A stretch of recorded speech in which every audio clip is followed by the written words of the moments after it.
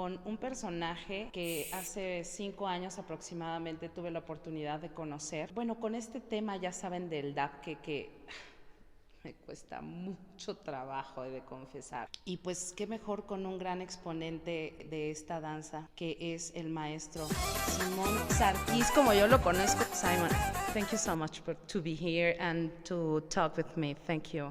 It's my pleasure. I was talking about the first time when I met you was 5 years approximately, and I was astonished with your class because you are an excellent teacher because you are, okay, no, do it, again. Right. Yeah. See, for folklore, Yeah. I mean, when I teach it, it's not like when I teach Oriental dance. Oriental dance, Simone has a fun style, but when I teach it, I come to the student from a passionate side to make them love and feel and breathe. Same with folklore, they have to feel and breathe, but when you teach it, it requires a little bit of discipline. Folklore sometimes have to follow a hierarchy. You have to build up in order to get the footwork and to stand in line. So to teach folklore, to teach discipline, you have to be more strict and repetitive. That way also you're able to teach it in a safe way so they don't injure themselves and they're able to respect you and listen to you. Oriental dance, we come to it with a little sass, telling them how to wink and feel, a little personality, how to sit in a figure eight. Dabki, no, I want them to raise that leg and do a kickball change the right way with the right strength. So yes, I'm a little more tougher in a Dabki class. It's amazing, really, how power do you put in your work. I love that because not is enough on the class, of course. On stage is amazing. Really, I love your work. How difficult was for you to start to dance this kind of dance in your culture? I don't know. Can you tell us how your family take this? Well, I mean, I wanna start with answering this. I mean, why I started belly dancing and why I started Dabki. When I started dance, I did not start Dabki. I started belly dance at the age of 6, and the video is there. Yes, exactly.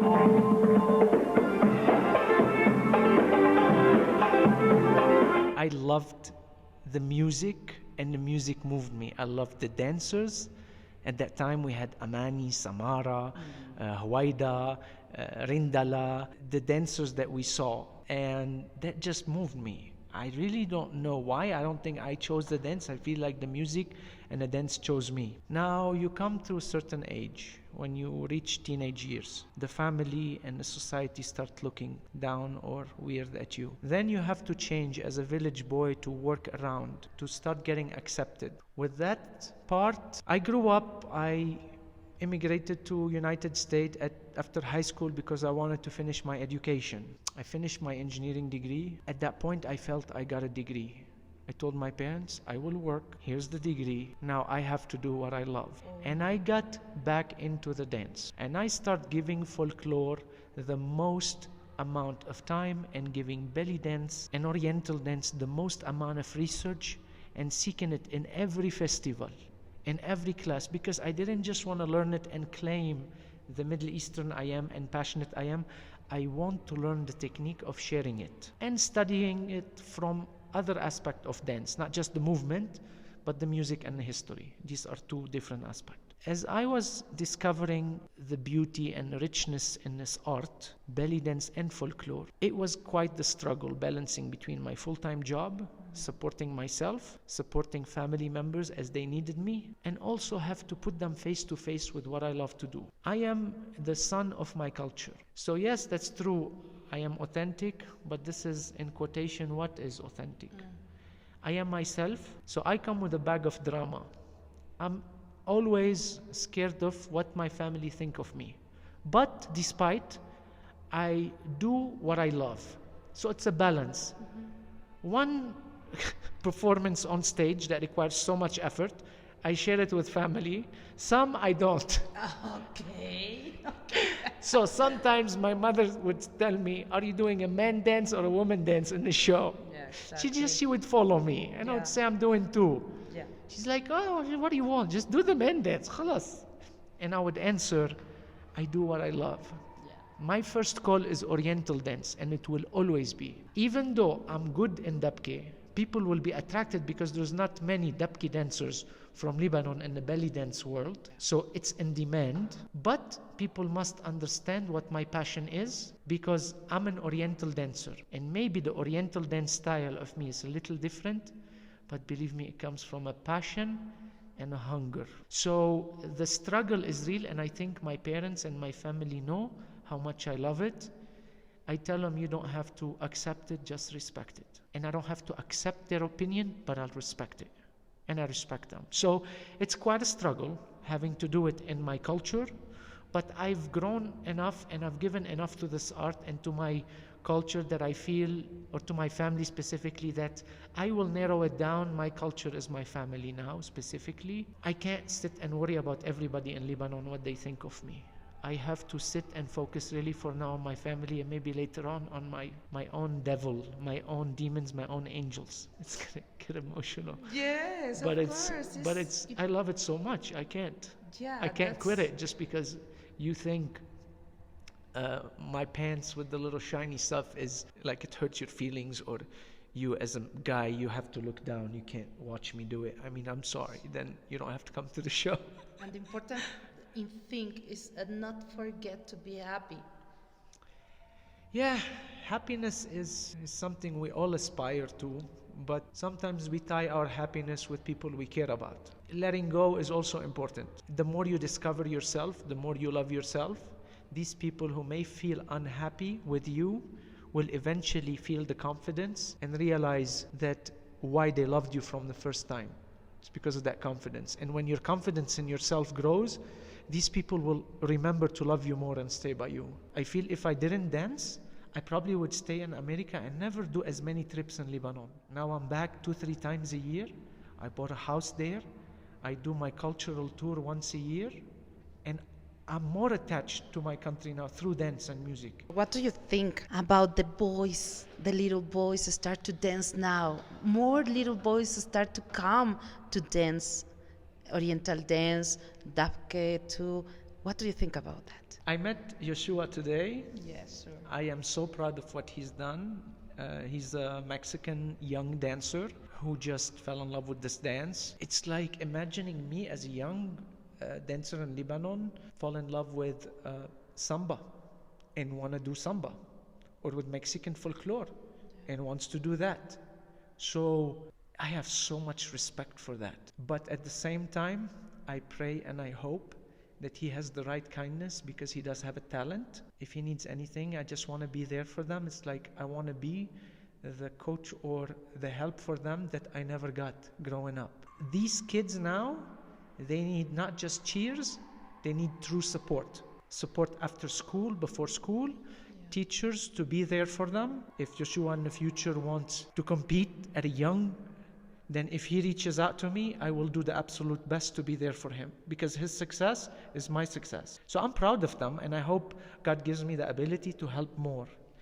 Young Oriental dancers, to learn it as a dance for the exercise and the beauty of it is important, but there's certain form of dance that or genre of style in Oriental dance that celebrates femininity and sensuality. And digging in a little young girl under the age of 8 may be a little sensitive. I think best approach to that, and this is my opinion, would be to take it from a technique standpoint. And then after that, to tap into story like we do in ballet. And then when the little young girl is at an age to understand sensuality and connecting, maybe then she could learn a Taqsim Baladi. Exactly. If she wants to enter it the right way from a little Middle Eastern understanding. But as long as she's in it from a formative, educational technique drills, bravo, because she's building up her technique. So when she's 15, she could toss that hair and pop that hair and feel and connect.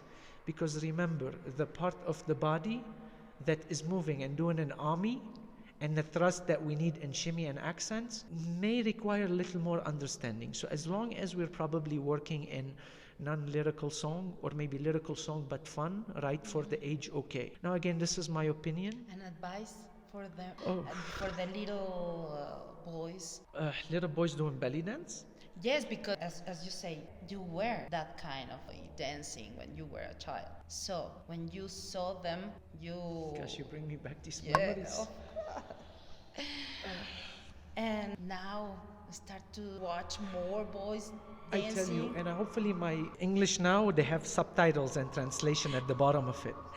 So they really understand. I hope the strength in his heart to follow what he wants and the support system he has is there. So everybody is there to support him, because for me, it was fun till a certain age.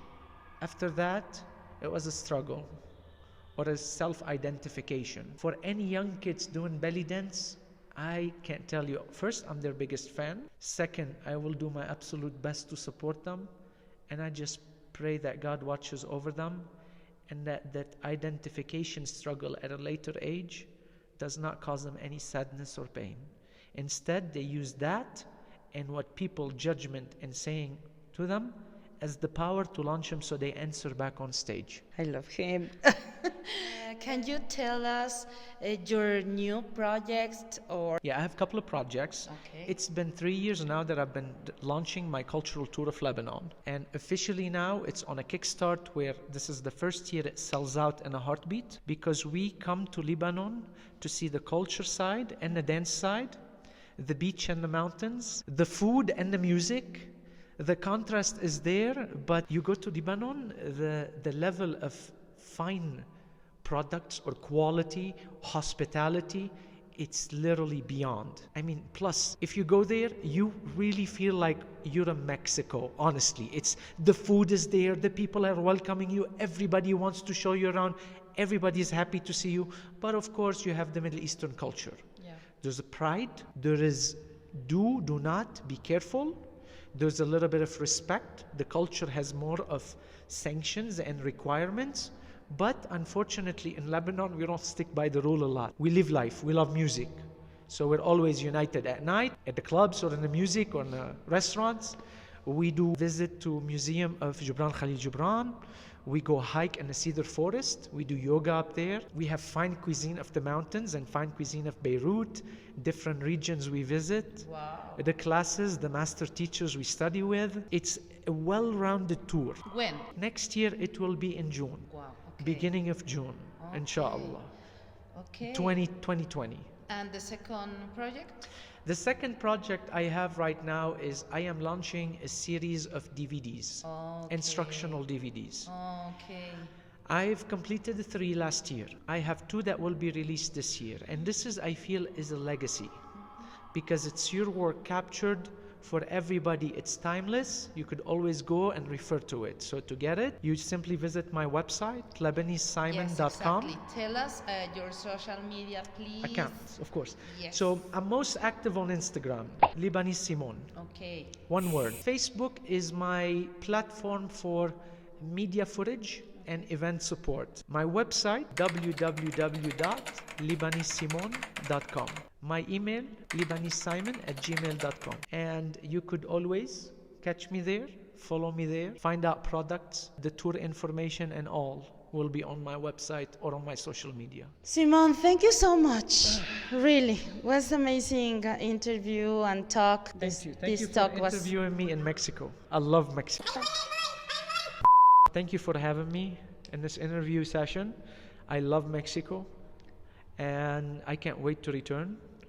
The level of dancers here is amazing. The dancers by themselves, they have so much love and passion for Debki and my Lebanese style, or my style specifically, not to call it Lebanese or Egyptian. Or remember one thing I'd say to everybody: seek the art and make it true to yourself, so you could create.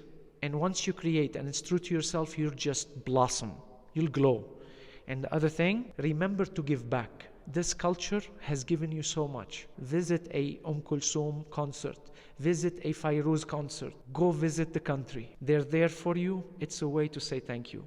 Come to a workshop. When we come all the way from these countries, Come and support us. We will give you and you will give back. That's 2 messages. Thank you so much. Thank you too. Muchas gracias, chicos. Nos vemos a la próxima.